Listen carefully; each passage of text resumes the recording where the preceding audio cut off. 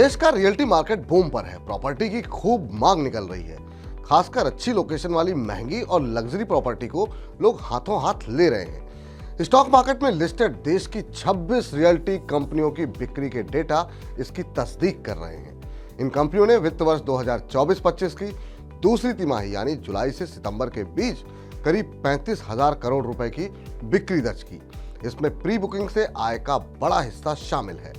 किस realty company की कितनी रही सेल, किस कंपनी की सेल में आया बड़ा उछाल, किस कंपनी के स्टॉक में निवेश से बनेगा पैसा, आइए समझते हैं। स्टॉक मार्केट प्लेटफॉर्म के साथ साझा किए गए डेटा के अनुसार बिक्री और प्री बुकिंग के फ्रंट पर लग्जरी हाउसिंग सेगमेंट की प्रमुख कंपनी गोदरेज प्रॉपर्टी का दबदबा रहा। कंपनी ने जुलाई सितंबर की तिमाही में 5,198 करोड़ रुपए का कारोबार किया। कारोबार के हिसाब से गोदरेज प्रॉपर्टी टॉप पर रही। रियल्टी सेक्टर में लोढ़ा ब्रांड से कारोबार करने वाली मैक्रोटेक डेवलपर्स ने इस तिमाही में 4,290 करोड़ रुपए की बुकिंग की है।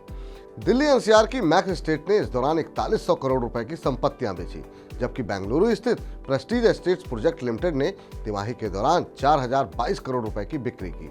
दिल्ली एनसीआर की रियल्टी कंपनी सिग्नेचर ग्लोबल ने सितंबर तिमाही में 2,780 करोड़ रुपए का कारोबार किया। सिग्नेचर ग्लोबल गुड़गांव में लग्जरी अपार्टमेंट बनाने वाली दिग्गज कंपनी है।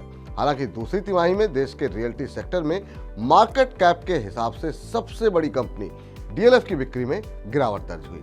नए प्रोजेक्ट शुरू न करने की वजह से कंपनी की बिक्री तेजी से घटकर 692 करोड़ रुपए रह गई। अन्य प्रमुख लिस्टेड कंपनियों में बेंगलुरु की ब्रिगेड एंटरप्राइजेज ने दूसरी तिमाही के दौरान 1821 करोड़ रुपए की सेल्स बुकिंग की, जबकि मुंबई की ओबरॉय रियल्टी ने 1442 करोड़ रुपए का कारोबार किया।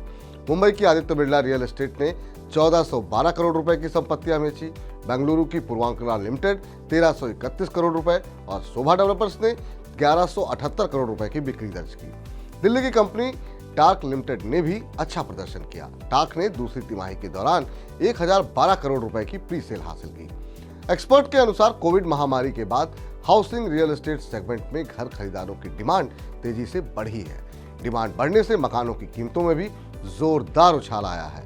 खास बात यह है कि घर खरीदने के मामले में अब लोगों की सोच बदल रही है। लोग अब महंगे लग्जरी घर खरीदने को तरजीह दे रहे हैं। रियल्टी सेक्टर में डिमांड का ये ट्रेंड आगे भी जारी रहेगा।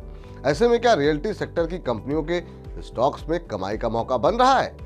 मंत्री फिनमार्ट के फाउंडर अरुण मंत्री कहते हैं कि मौजूदा स्तर पर गोदरेज प्रॉपर्टी, डीएलएफ और ओबरॉय रियल्टी के स्टॉक्स निवेश के लिए आकर्षक लग रहे हैं। ये तीनों ही रियल्टी कंपनियां लग्जरी हाउसिंग प्रोजेक्ट पर फोकस कर रही हैं। लग्जरी सेगमेंट में रियल्टी मार्केट में इन कंपनियों के अपार्टमेंट की अच्छी डिमांड है। इससे आने वाली तिमाहियों में इन कंपनियों के कारोबार में सुधार देखा जा सकता है। अगर मौजूदा स्तर पर निवेश के बाद इन शेयरों में गिरावट आती है तो आप इनमें निवेश बढ़ा सकते हैं। इस निवेश पर 9 से 12 महीने की अवधि में अच्छे रिटर्न की उम्मीद कर सकते हैं।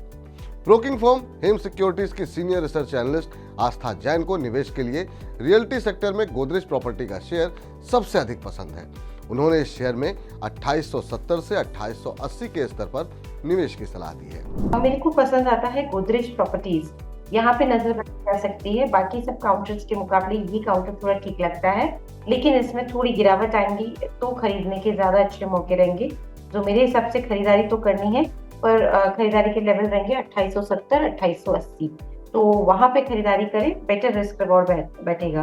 गोदरेज प्रॉपर्टीज पे नजर बनाई जा सकती है। 2870 के जोन में खरीदारी करने की सलाह रहेगी। स्टॉप लॉस यहाँ पे थोड़ा सा बड़ा आ रहा है, लेकिन 2590 का लगा सकते हैं और टारगेट इसमें 3200 तक के रह सकते हैं। रियल्टी सेक्टर में बढ़ती डिमांड को पूरा करने के लिए कंपनियां बड़े बड़े प्रोजेक्ट लॉन्च कर रही हैं।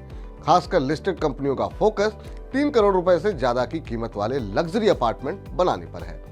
बाजार में अब इन्हीं घरों की डिमांड ज्यादा है।